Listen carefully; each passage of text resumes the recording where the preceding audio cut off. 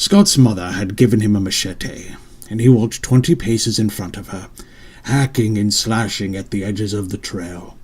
He was unself-conscious in a way that a boy can only be when alone with his mother, singing and talking to himself, forgetting that he was a teenager, numerically obligated to put away the childish things. Occasionally he called her over to check out a bug or a mushroom or the corpse of some decomposing Genusian fauna. This was an adventure for him. The treetops choked down the sun into the gut of the earth. Both of them were uneasy about it. They pretended that the sounds of the forest at night were worth little consideration, but they both felt primal fear of nature.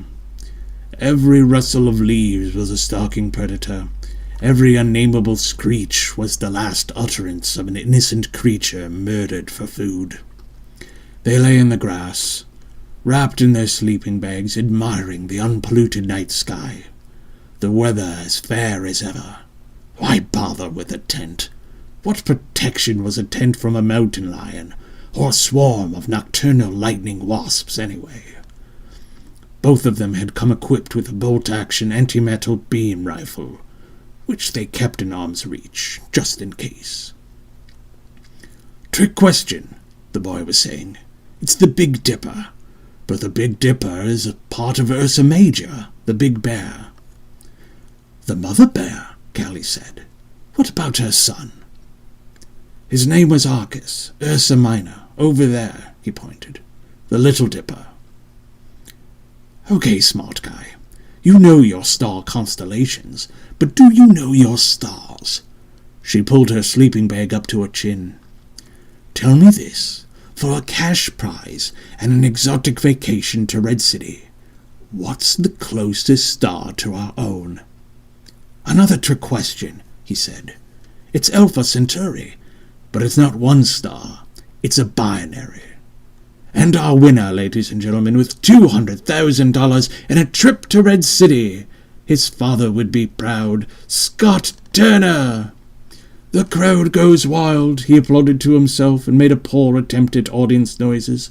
"Ratings soar. The network orders a second season. The boy genius gets his 3rd PhD. I'd like to thank the mosquitoes for keeping me humble." They went on for that a long time, pretending. They had granola and dried fruit for breakfast, strapped on their packs, and were back on the trail before 5 in the morning. "Why so early?" Scott groaned, dragging his feet behind his mother, who had woken with fire in her belly.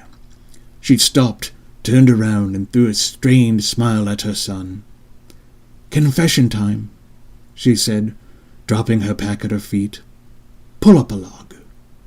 Scott went down into a cross-legged position as if his knees had vaporized, searching his pack for a snack before his butt hit the dirt. "Oh, yeah?" She sat on a fallen Chimera maple. "This camping isn't all fun." Scott lined up 2 plastic packets of dried cranberries so that he could tear the corners both open simultaneously. "What do you mean?" Callie kicked at the dirt. "Scott, you've never left Green City before, so you don't—" The boy dumped the cranberries into his mouth. Some of them spelunked down his chin and into his shirt. "We're currently in the northmost territory of the surgeons of the Evil East, just south of Iago." The boy stopped chewing. "The Evil East?" "Bolter is less than 5 miles from here." Whoa. Like so many other boys, he had spent hours with his friends, speculating, repeating the latest rumor, putting on a brave face when asked if he would dare venture to the Evil East, given the opportunity. "Wait, did you bring me along for work?" "I've been promising, right?" A vibraptor sang barked somewhere in the woods. She had been promising for years, but always found an excuse to pull it off. She wished she still could. From a clearing at the top of a particularly steep and rocky hill, they could see the vastness of the refugee camp. An undulating sea of canvas tents in the valley below. They stopped to catch their breath and take in the sight. Callie said, These people. The boy looked at his mother, excited and nervous. You still haven't said. What are we delivering, Mom? A vaccine? A cure for something? Blood substitute? The cloud traipsed between the sun and the earth, and its ominous shadow followed suit across the landscape. She ignored her son's question. Used to be, if you wanted to live in Green City, you'd come to any number of camps along the coast to apply for asylum or citizenship. Now we've got just one official camp, which I'm sure makes things easier from an administrative point of view, but... These folks, interrupted Scott, nodding towards the refugee camp. They've been forgotten. Ignored, Callie gave a solemn nod. Because they're sandwiched between the evil East and Iago, a Green City gangster, a terrorist, Scott, named Tony Poseidon is exploiting the refugees here. You remember that awful gang that used to terrorize our own neighborhood, yeah? Poseidon's their leader. The Tonys. Scott knew the gang well. Always in threes, triads. I heard Skyrat ran them all off. She scratched her nose. Poseidon's moving in on the bliss trade. I mean, he's actively recruiting new Tonys, and he's having a hard time finding volunteers. Who'd want to link their brain to a bunch of criminals? Not much different than joining the military, is it? Listen, I'm not saying I'd be really proud if you came home and announced the Tonys as your career choice, but it'd make sound financial sense and keep you at home in Green City too, instead of being shipped off overseas, interstellar space, or to another dimension to pillage in the name of the federal government. You get to do it at home in the name of a homegrown businessman. Tony pays better than the Army and the ET Corps combined. Better benefits, too. Join the hive mind for a couple of years, get out with a small fortune, a civilian job, one of Tony's legit businesses, in a place in the city. Unlike the military, where you would make a conscious choice to pull the trigger every time, the Tonys offer you a blissfully ignorant solution. Maybe you can even convince yourself that you're not really responsible for your crimes, since you are acting on behalf of the hive with literally no will of your own. Yeah, right, Scott guffawed. You'd be surprised what stories someone desperate enough would tell themselves, what they'd sacrifice, who they'd partner with. She sighed. Anyway, there are enough desperate people left in Green City, or here for that matter, to get Poseidon the numbers he needs to be competitive, so he's blockading the camp again. Nobody in, nobody out, no food, no medicine, nothing, until it gives up another 37 young men. 37 sounds arbitrary. Down from 100. Area vehicles are being shot down when they get too close, and the mouth of the valley is the only way to get in supplies by land. I flew in with a skid of nitrile gloves and antimicrobial a year ago. In between blockades. It was ugly even then. She stood up and shouldered her rifle. We're here to set them free. Scott jumped to his feet. He couldn't believe this was happening. How? You're a courier? A courier who goes the extra mile for her clients. Come on. They began hiking, pace quickened by anticipation. We're delivering the means to mitigate the Tonys without a fight, but we'll have to leave that to the campers. The extra mile does run out. They hiked into the woods, quiet as possible, and stopped at the edge of the trees, 50 yards or so across the field of tall grass from the encampment's edge. Move quickly, stay low. We've gotten a few scouts in and out of the way, and we'll be safe enough once we get out in the open. The patrols around the perimeter back here are few and far between. Her son was excited, so he could barely contain himself. She started to move forward and then paused. Scott, maybe it was irresponsible for me to bring you here, but as a parent, I feel I owe it to show you. Some things aren't understood until they're experienced, like your first kiss, or the first time you kill your own food, understand? Telling you about some stuff isn't enough. I mean, you have to see this kind of suffering with your own eyes. You have to see it so that you'll want to do something about it. She began fooling with the clasp on her pack, opening it and closing it. Most parents would be horrified to bring their child into this situation. Who am I kidding? I am horrified. I mean, this is essentially a war zone, but isn't Green City a war zone too? There's been a turf war in our own neighborhood. We've had kids kill each other over a street corner, a stone's throw from our front door of our apartment building. She had put the lid on his enthusiasm. Oh, Don't think about it. Come on.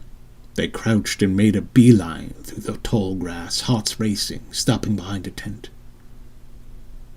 Tell me the plan again? Don't make eye contact. Don't talk to anybody. Don't stop for anything until we get to your contact, Dr. Juno. Exactly. Tuck your shirt in. Okay, Mom. He sensed regret in her. I'm glad you brought me, he said. She smiled another weak smile at him, believing deep in her heart that he had been a better man for this experience. I'm not, she said. His mother had not prepared him for the smell. It attacked without mercy as they made their way through the crowded encampment, first the sinuses, then the stomach and lungs. Scott could hardly breathe. People appeared at the entrances and in the spaces between the worn and soiled canvas shelters. Quiet, but their painful shuffling. So quiet you could hear them blink. Their eyes were sunken into their skulls, their ribs, their distended bellies, the flies, the tattered rags they wore, their children, that smell. The boy and his mother were interlopers in purgatory. He was ashamed of being healthy in their unhealthy presence. He was ashamed of the weapons they carried. Tools. The memory of his father's voice repeated in his skull. He was ashamed of his own disgust for them. It took an awkward eternity to march through the crowd to the massive canvas hospital tent. Inside were a dozen cots. Boxes and shelves, which had once been stocked with medical supplies, were barren. Nurses attended emaciated bodies, adjoining the thin plastic lines running in and out of them, wiping brows and whispering soothing promises they knew they couldn't keep. At a table in a corner, 3 young girls were cutting strips of canvas, old clothes, and blankets to make bandages. 2 of the cots held bodies with sheets pulled over their heads. A lifeless hand draped out from under one of the sheets, the pale digits grazing the dirt floor beneath it. In his mind's eye, Scott saw Ezra's hand, Ezra's blood, crusted at the edges of those fingernails. A single fly was landing, orbiting, and landing again. He thought of Ezra's mom at the funeral, leaving her son's casket and then rushing back to it, sobbing, refusing to let him go. "You people can't be here." A bearded doctor was approaching them. Following the doctor were 3 well-fed young men with greased-back hair and goatees, each wearing a dirty, short-sleeved, blue-collar workman's uniform. A gold chain adorned each of their necks. Their sunglasses were mirrored on the left breast of each of the patch that said Tony. A stylized trident was tattooed on each of their right forearms. The doctor stopped when he recognized Scott's mother. He adjusted the white coat on his wire frame. She said, "Hello, Juno." "Callie?" The doctor was pale. "What are you doing here?" "You're expecting me. I'm the courier. This is my son, Scott." She motioned to the boy and said to him, "Scott, this is Juno. He's the friend of your father's I was telling you about." He shook Scott's hand with a nervous fury, looked to the Tony Triad behind him, back to Scott. "This is a curious arrival time, as I'm sure you can see." "What did—" started the first Tony. The second continued, "You bring—" "For him," the third finished. The sentence came out fluidly, one brain speaking through 3 mouths. Plasmid pistols were holstered at each of their sides. Scott was afraid for his mom, but she did not look the least bit shaken. Actually, she looked amused, mischievous even. "Papers," she answered, removing her backpack. Their sidearms were unholstered. The second toady in the triad was left-handed, a rare individualistic phenomenon. Scott hadn't seen in a triad before. "Slowly," said the first. He was the alpha, Tony. The alpha always spoke first. The second said, "Slowly, slowly," the third one said. Scott tensed. He looked around, sized the place up, noting the civilians. He would fight the triad if he had to. "This place is restricted. You should not be here without authorization from Tony Poseidon." She moved slowly, kneeling on the floor, reaching into her backpack. "We're authorized. It's in the papers, fellas." Pistols were primed, and they hummed in D minor. Scott stepped in between his mother and the triad, palms up, saying, "You don't want to do this." He forgot about his own gun. He didn't need it. The pistols went toward him. "Don't be stupid." Juno shifted his weight. The nurses had stopped tending to their patients. Watching the scene unfold instead, Callie removed a clipboard and pointed it at Juno. "See?" she asked the Tonys. Someone coughed. Juno coughed out, I need to sign for a medical supply shipment. That's all." Simultaneously, each Tony raised an eyebrow. "Shipment? What shipment?" "Vaccinations," Callie answered. She carefully set her rifle aside. "There are nearly 1,300 people crammed into this camp. Do you know what one single solar pox infection would mean for your potential new recruits?" "These guys aren't great decision makers, Mom," Scott thought to himself. Juno took the clipboard from Callie, sweating. "I need a pen." He had no idea what was happening. Callie removed a pen from a bag. "We don't know anything about this. We need to run it by the boss."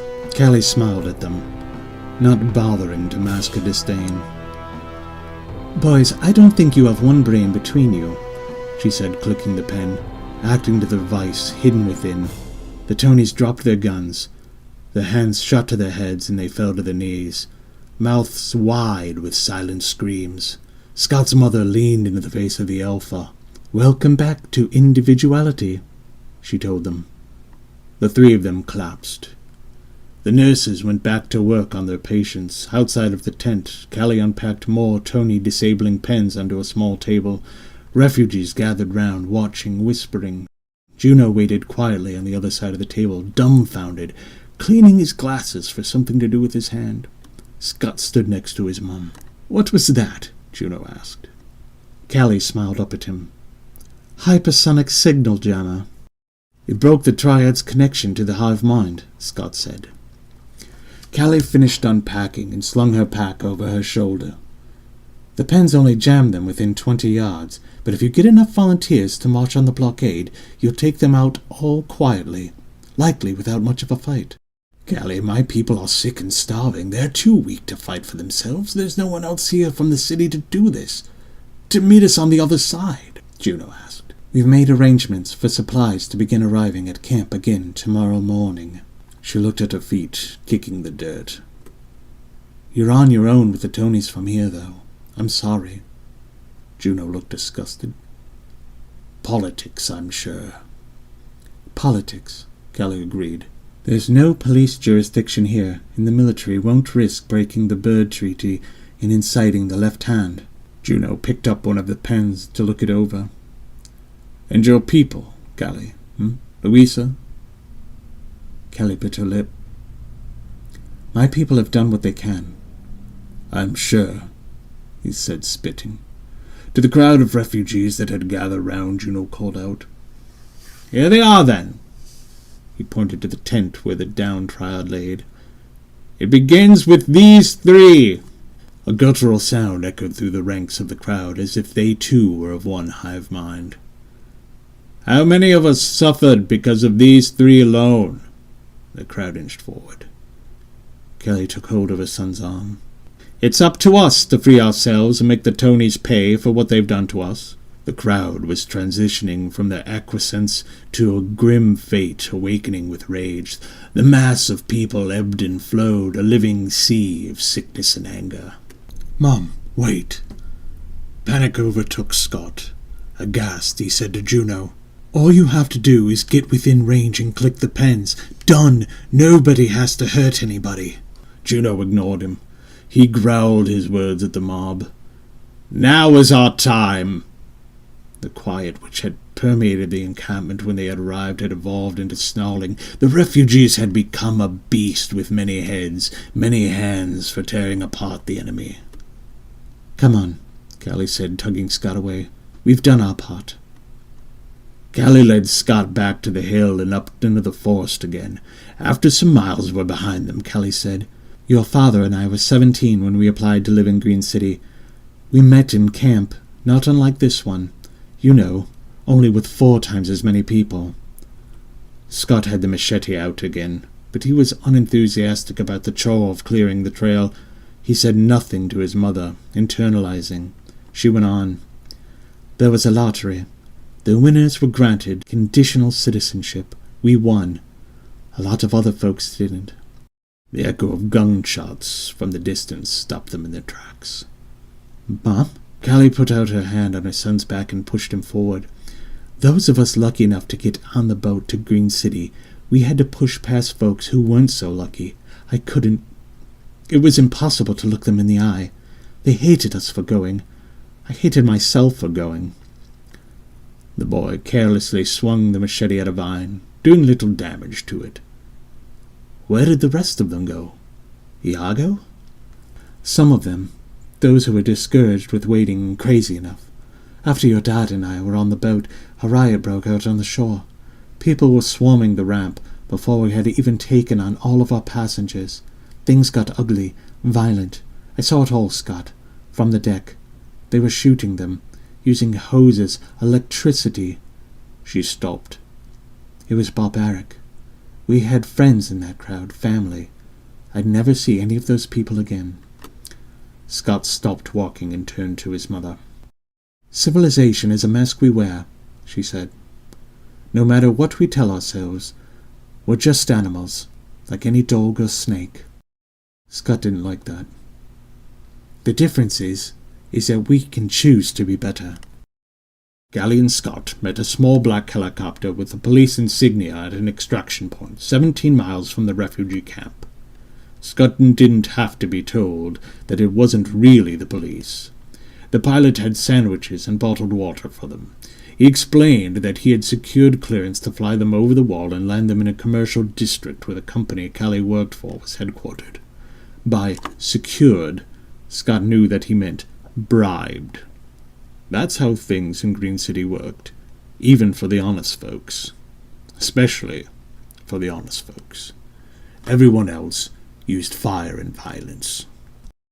A mile west of the coastline was the circled island of Green City, a 600-square-mile Neo-Atlantis rising from the city like a spaceship peeking its nose through a portal from another dimension.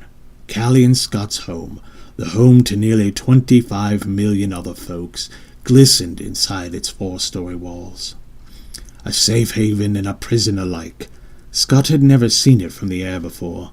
To see the enormity of it like this was to be shut between the eyes with its perfect, unnatural, technological marvel. Boats and drones were moving toward and away from it in mass like bugs skating on the surface of water. Jets, helicopters, and spaceships, the winged creatures of this ecosystem, dipped in and out of the skyline, racing off and slowing in. Near the center of the southeast side of the island were the towering skyscrapers of the commercial district's downtown. The tallest building was Minister Prime's, the Empirical Building, with its needle-like protrusion injecting commerce into the blue dome of Earth's lower atmosphere. Scott and Callie wore headsets to talk with each other, but he was barely listening to her. He was enthralled by the view. She was saying, "Ezra was a fun kid. I know you loved him." This was a line of conversation he would rather avoid. "Uh-huh." She took a sip of water. "It was hard to watch you go through losing him." He wondered how they got a whole city to stay above water like that. He took a bite of a sandwich, turkey and cheese on wheat. Was the city just floating on the surface of the ocean? Don't ignore me, Scott. He didn't look at her. I'm not. Did it extend all the way down to the sea floor? You're upset about what happened at the camp. It's no big deal, Mom. He had always been curious about the architecture of the city as a whole, but now that he was seeing it like this, he felt as if he had to know how it was built. Espy probably knew. He'd have to ask her. Callie grabbed his shoulder, forcing him to look at her. No big deal, you say? Scott Turner, that starving mob was going to kill those Tonys. They were going to tear that triad to pieces, and then go do the same thing to the Tonys at the blockade. You know that, right? He wore a mask of ambivalence. It didn't fit. That was unexpected, and I'm sorry, Scott. He looked away from her, but she grabbed him again. I'm sorry that I led you into that mess. He broke. His eyes burned from fighting back the tears. A salty drop escaped as he managed to squeak out, Why do people have to hurt each other like that? Because we're animals, she sighed, hugging him hard. We get hurt, and then we hurt back in retaliation. It's a vicious circle. It's shocking, I know. She sat back in her seat. Listen, I wanted you to be shocked, Scott. I wanted to shock you. I wanted you to see for yourself what's happening out there, what's still happening out there, even 20 years since your father and I came to the city. They're approaching the wall now. Some of the dock gates were open. Trucks drove through them and out onto the piers to load and unload cargo from the smaller vessels, while cranes worked the larger ones. I know Ezra was your friend, Scott, but he wasn't exactly a good influence. Grades dropping, sneaking out, stealing, putting a brick through a cop car window. You never did anything like that before, Ezra. That cop was crooked, Mom. She waved him off. Living where we live, going to school where you go to school, it's a sacred opportunity. We made so many sacrifices for you, Scott. I saw that crowd moving in for blood back there, and all I could think of were the sacrifices we made for you. How grateful I was that you were born in the city instead of the mainland. Scott said. Ezra was like those Tonys, Mom. He was desperate. She petted her boy's hair. I know. I wanted to help him. The tears were coming now. I tried to help him. She leaned into him. Do you want to talk about it? The night it happened? He sat up and wiped his tears. Looked in her eyes. No. The helicopter began its descent to Evolution Inc.'s building rooftop. Tell me or don't, but tell someone. Callie straightened, wiped her own eyes, preparing to meet with her bosses. Tell your dad, or Espy, or someone. Stop keeping it in, Scott Turner. You may think you're tough, but you're no superhero, you know. He chuckled at his mother and looked out the window. He was a superhero. Scott Turner was the Sky Rat.